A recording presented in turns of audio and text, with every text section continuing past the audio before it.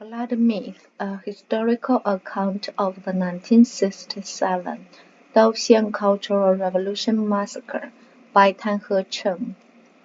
Chapter 11. In the hometown of Zhou Dunyi. Dao County's Cultural Revolution Massacre was meticulously orchestrated. Investigations later confirmed that in 1967, killings were planned at both district and commune levels. Eight districts and 18 communes were involved in systematic purges, with some villages slaughtering entire families. One of the earliest regions to mobilize was Qingtang District, which historically was known as Yuanyan District. This was the stronghold of Zheng Youzhi, the military union commander.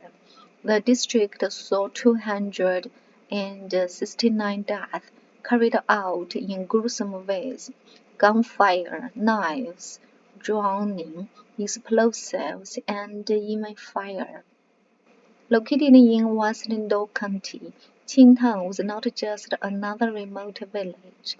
It was home to Lou Tian Village, the birthplace of Zhou Dunyi, the Song Dynasty philosopher who founded Neo-Confucianism. His love for the Lotus essay shaped generations of Chinese scholars, and his theories about the universe and morality remain fundamental in Chinese thought. A village with a dark past.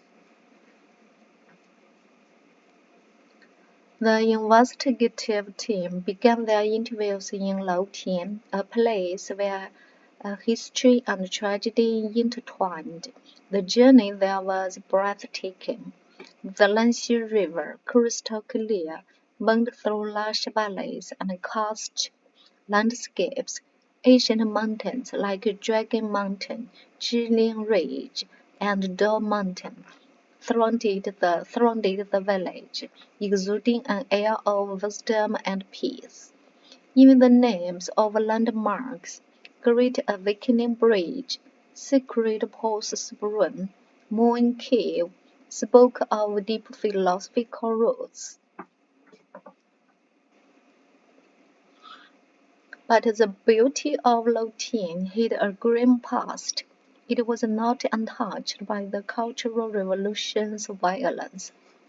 When investigators arrived, they found the scars of destruction everywhere: Confucian relics shattered, centuries-old inscriptions defaced, and even Zhou Dunyi's stone portrait broken into 3 pieces. His ideals of morality and human goodness had been completely forgotten. The team interviewed Zhou Mingji, a 68-year-old former village party secretary. His life story was an unsettling mirror of China's modern history, a survivor of the Japanese occupation, a communist revolutionary, and ultimately a murderer.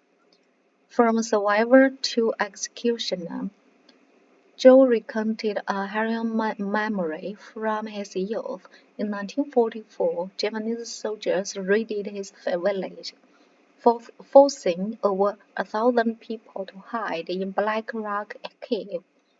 The soldiers discovered them and set massive fires at the entrance, fanning the flames with wind machines.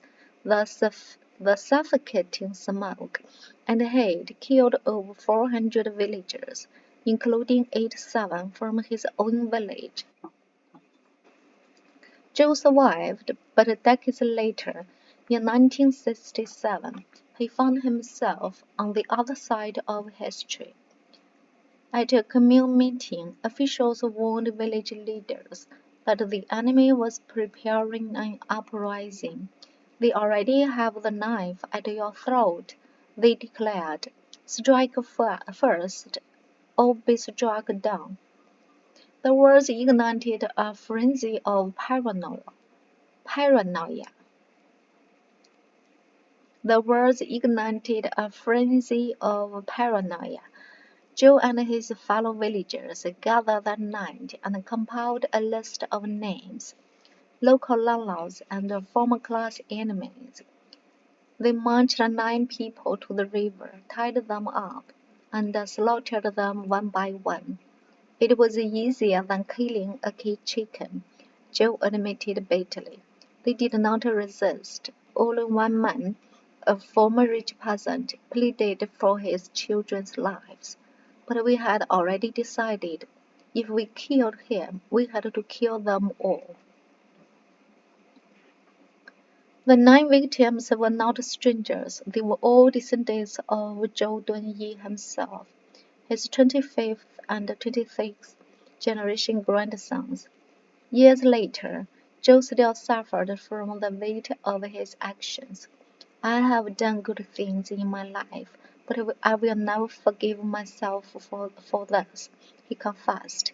I do not blame anyone else. I blame myself.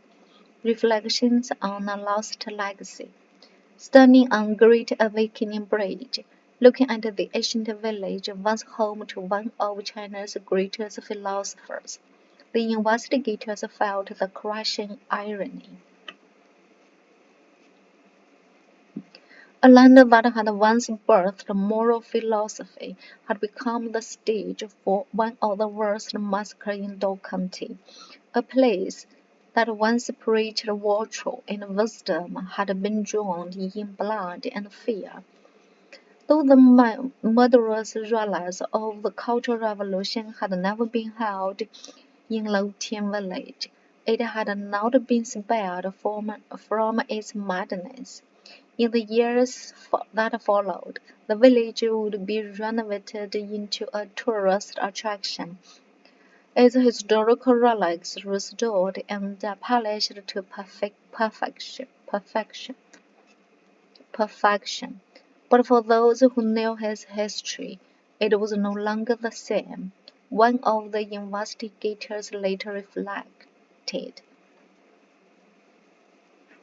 I had once wanted to return to Lotian, not as a journalist, but as a pilgrim, to sit by Lianxi River under a full moon and reflect on Zhou Dunyi's teachings. But when I heard that the village had been turned into a commercialized tourist site, I lost all desire to return. The real Lotian no longer exists.